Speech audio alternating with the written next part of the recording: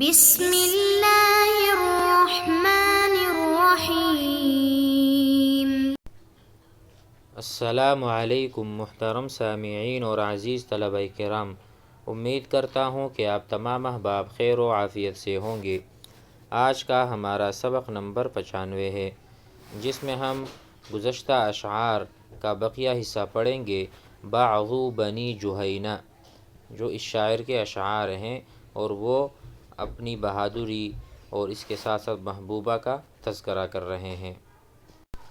وَلَقَدْ دَخَلْتُ عَلَى الْفَتَاةِ الْخِضْرِ فِي يَوْمِ الْمَطِيرِ الْكَاعِبِ الْحَسْنَاءِ تَرْفُلُ فِي الدِّمَقْسِ وَفِي الْحَرِيرِ فَدَفَعْتُهَا فَتَدَافَعَتْ مَشْيَ الْقَطَاةِ إِلَى الْغَدِيرِ وَلَثِمْتُهَا فَتَنَفَّسَتْ كَتَنَفُّسِ الظَّبْيِ الْغَرِيرِ فَدَنَتْ وَقَالَتْ يَا مُنَخَّلُ مَا بِجِسْمِكَ مِنْ حَرُورِ مَا شَفَّ جِسْمِي غَيْرُ حُبِّكِ فاهدئي عني وسيري وأحبها وتحبني ويحب ناقتها بعيري ولقد شربت من المدامة بالصغير وبالكبير فإذا انتشيت فإنني رب الخورنق والسرير وإذا صحوت فإنني رب الشويهة والبعير يا هند من لي لمتيم يا هند للعان الأسير يعكفن مثل أساود التنوم لم تعكف بزوري۔ ترجمہ کرتے ہیں، وَلَقَدْ دَخَلْتُ عَلَى الْفَتَاةِ، میں دوشیزہ پر بارش کے دن اس کے پردے میں داخل ہوا۔ دخلت داخل ہونا، علی الفتاة لڑکی پر، الخدری جو کہ دوشیدہ، الخدر کہتے ہیں پردے کو بھی، فی الیوم المطیر مطر بارش کو کہتے ہیں، الیوم المطیر ایسا دن جس میں بارش برس رہی تھی، تو میں ایک دوشیزہ پر بارش کے دن داخل ہوا۔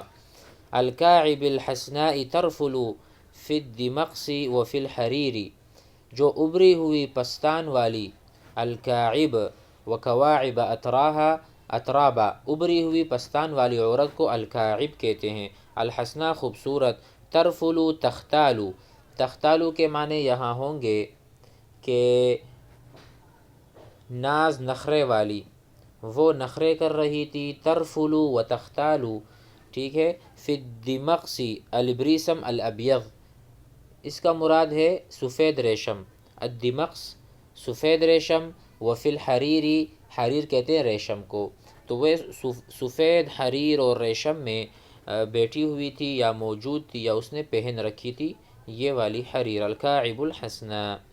فدفعتها فتدافعت، میں نے اس کو اپنے ساتھ جانے کے لیے مجبور کیا، تو کیا ہوا؟ فتدافعت، تو وہ اسی طرح خوشی سے تیز چلنے لگی۔ فدفعتها، میں نے اس کو یعنی دھکا دیا یا راضی کیا یا آگے بڑھایا، فتدافعت، تو وہ آگے بڑھ گئی، یعنی میں نے ان سے کہا تو وہ راضی ہو گئی اور آگے بڑھنے لگی اور تیزی سے چلنے لگی۔ مشی القطاۃ، چلنے کا کس طرح سے چل رہی تھی؟ ایک پرندہ، القطاۃ ایک پرندہ ہے جس کو اردو میں بٹ تیتر کہتے ہیں، بٹ تیتر کی طرح وہ چلنے لگی۔ الی الغدیر، غدیر کہتے ہیں حوض الماء، پانی کی تالاب کی طرف وہ تیزی سے چلنے لگی۔ ولثمتها فتنفست، میں نے اس کا بوسہ لیا، لثمتها لثما تقبیل الوجہ، چہرے یا گال کو بوسہ دینا، تو کہتے ہیں میں نے ان کو بوسہ کیا کہتے ہیں میں نے ان کا بوسہ لیا تو وہ ہرن کے چھوٹے بچے کی طرح ٹھنڈا سانس لینے لگی کہ ایسی حالت میں کوئی نہ دیکھ لے۔ فتنفست، تو اس نے سانس بھری، کتنفسی الظبی الغریری، ایسی ہرنی کی بچی کی طرح، چھوٹے بچے کی طرح اس نے سانس بھری کہ ایسی حالت میں اسے کوئی نہ دیکھ لے، یعنی گھبرا گئی تھوڑی بہت۔ وَلَثِمْتُهَا وَقَبَّلْتُهَا فَدَنَتْ وَقَالَتْ يَا مُنَخَّلُ، پھر وہ قریب ہو گئی، دنا یدنو، ثم دنا فتدلى، دنا یدنو قریب ہونا، قروبا، تو وہ بہت قریب ہو گئی، وقالت اور اس نے کہا، یا منخلو، اے منخل یا اے منخل، تیرے جسم پر یہ تپش کیوں؟ ما بجسمک من حروری، الحر والبرد، الحر کہتے ہیں گرمی کو، البرد کہتے ہیں سردی کو، تو کہا ما بجسم کی، آپ کے جسم پر یہ کیا ہے، اتنی گرمی کیوں ہے آپ کے جسم پر؟ ما شف جسمی غیر حب کی، میں نے کہا بجز تیری محبت کے میرے جسم کو کسی چیز نے لاغر نہیں کیا، اس وقت مجھ سے خاموش ہو جا اور چلتی رہے۔ ما شفا ای ہزلا، ہزلا ہزیل، رجل ہزیل یعنی کمزور آدمی، ہزیل، ٹھیک ہے، اور رجل قوی چست اور طاقتور۔ تو ما شف جسمی، میرے جسم کو لاغر نہیں کیا، غیر حب کی، مگر تیری محبت نے، تیری محبت نے میرا یہ حال کر دیا ہے، اور میں اس حالت میں ہوں کہ لاغر ہو چکا ہوں، یا اسی طرح میرے جسم پر تپش ہے، ایک گرمی ہے، ایک کمزوری ہے۔ فہدئی، تو تم سکون پکڑ لو، ہدأ یہدؤ ہدو، ہدو کہتے ہیں خاموشی اور سکون اختیار کرنے کو، اطمینان کو، عنی میرے سے، وسیری اور آگے کو بڑھ۔ میں نے ان سے کہا خاموش ہو جاؤ، فی الحال میں بات کرنے کے موڈ میں بھی نہیں، اور مجھے بہت تھکاوٹ بھی ہے، اور مجھے لاغر آپ کی محبت نے کیا ہے۔ آگے کہتے ہیں وَأُحِبُّهَا، میں اس سے محبت کرتا ہوں، وَتُحِبُّنِي، اور وہ مجھ سے محبت کرتی ہے، وَيُحِبُّ، اس کا ترجمہ ہے، اور یحب اصل میں یحب ہے، لیکن شعر کے وزن کے لیے اس کو یحب لکھا ہے، ورنہ اصل تو یحب۔ اور محبت ناقتہا، اپنی اونٹنی سے، بعیری، اور اس کی اونٹنی میرے اونٹ کے ساتھ محبت، اس کی اونٹنی میرے اونٹ کے ساتھ، بعیر کہتے ہیں مذکر کو یعنی نر کو، تو اس کی جو اونٹنی ہے وہ میرے اونٹ سے محبت کرتی ہے، اور ہم ایک دوسرے سے محبت کرتے ہیں۔ وَلَقَدْ شَرِبْتُ مِنَ الْمُدَامَةِ، اور میں نے چھوٹے بڑے پیالوں سے شراب خالص پی ہے، کم اور زیادہ مال کے عوض، کہتے ہیں شربت من المدامۃ، المدامہ الخمر العتیقہ، ٹھیک ہے، یعنی خالص شراب میں نے پی ہے، بالصغیری، چھوٹے کپ، و بالکبیر، اور بڑے پیالے، یعنی اس سے مراد یہ ہے کہ مدامتی شراب خالص کو کہتے ہیں، صغیر اور کبیر چھوٹے اور بڑے پیالے، یعنی یا کم اور زیادہ مال مراد ہے، یعنی المال الصغیر القلیل، المال الکبیر الکثیر، کسی نے تھوڑا مال دیا، کسی نے زیادہ مال دیا، تو میں نے اس سے شراب پی، یا شراب کے عوض میں نے یہ مال لیا ہے۔ آگے ہیں فَإِذَا انْتَشَيْتُ فَإِنْ انْتَشَى الرَّجُلُ إِذَا سَكُرَ، جب آدمی نشے کی حالت میں ہوتا ہے، فَإِذَا انْتَشَيْتُ، اور جب میں نشے کی حالت میں ہوتا ہوں، فَإِنَّنِي رَبُّ الْخَوَرْنَقِ وَالسَّرِيرِ، تو میں خورنق اور تخت شاہی یا سدیر نہر کا مالک ہوتا ہوں، یعنی جب میں نشے کی حالت میں ہوتا ہوں تو میں اتنا مست ہوتا ہوں کہ ہر چیز مجھے اپنی ملکیت نظر آتی ہے۔ فَإِنِّي رَبُّ ای مالک الخورنق، خورنق کسے کہتے ہیں؟ نعمان ابن منذر بادشاہ کے تخت کا نام ہے، نعمان ابن منذر جو بادشاہ گزرے ہیں ان کے تخت کا نام ہے، والسریری، اور اسی طرح بہت سارے تخت اور چارپائیوں کا میں اپنے آپ کو مالک سمجھتا ہوں۔ جب میں سکران کہتے ہیں نشاور آدمی، اس کو نشہ چڑھ گیا ہو۔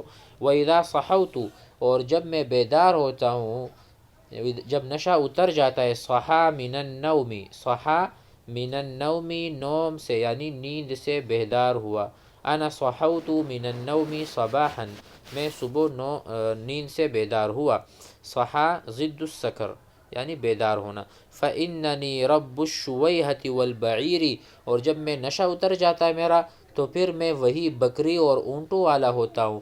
خلاصہ یہ ہے دونوں اشعار کا کہ نشے کی ترنگ میں بادشاہ، اور حقیقت میں تو رعیت ہی ہوں۔ اصل میں جب نشہ آتا ہے تو میں اپنے آپ کو بادشاہ تصور کرتا ہوں، جب نشہ اتر جاتا ہے تو میں وہی بھیڑ بکریوں والا، اس کے پالنے والا یا چراگاہ کہلاتا ہوں، اپنے آپ سے کہتا ہوں۔ یا ہندو من لمتیم، اے ہند اس شخص کا کون ہے جس کو محبت نے ذلیل کر دیا۔ متیم کہتے ہیں جس کو محبت نے ذلیل کیا ہو، غلام بنایا ہو۔ یا ہندو، اے ہند کون ہے اس بیچارے عبد اور بندے یا اس یتیم کے لیے۔ یا ہند للعان الاسیری، اسی طرح اے ہند اس عاجز قیدی کا کون ہے۔ العانی، عانی کا ترجمہ ہے قیدی اور عاجز اور ذلیل، الاسیر قیدی کو کہتے ہیں، یعنی ایسے آدمی جس کو محبت نے ذلیل کیا ہو، متیم کیا ہو، اس کے لیے کون ہے۔ اور جو اسیر ہو اور قید سلاسل ہو، اس کے لیے کون ہے؟ کوئی بھی نہیں، تو اس لیے اس سے مدد مانگ رہا ہے۔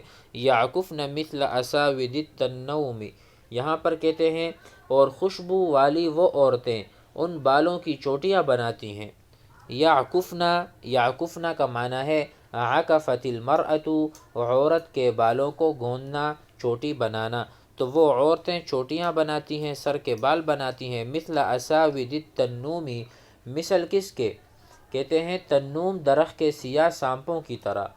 تنوم کے درخت میں سانپ ہوتے ہیں، اور وہ بھی بالکل گویا کہ سانپوں، عورتوں کے جو بال ہیں وہ یعنی مثل یا اس کے شبیہ ہیں، جو سانپ تنوم درخت میں ہوتے ہیں۔ تو کہتے ہیں کہ اساور سیاہ سانپ کو کہتے ہیں اساود، اساود سیاہ سانپ، اساود۔ تو اساود التنوم، وہ سانپ جو تنوم درخت میں ہوتے ہیں، اسی طرح وہ اپنی چوٹیاں بناتے ہیں۔ لم تعکف بزوری، آگے کہتے ہیں اور بالوں کی یہ چوٹیاں ناحق نہیں بنائی جاتی، بلکہ زلفوں کا یہ پیچ و خم ان کے شایع نشان ہے۔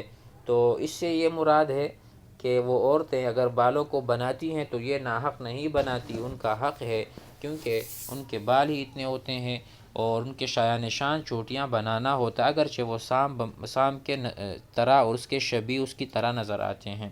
تو یہ اشعار بڑے زبردست رہے اور بہت اس میں ہم نے سیکھا۔ امید ہے کہ سمجھ میں آ گیا ہوگا۔ والسلام علیکم۔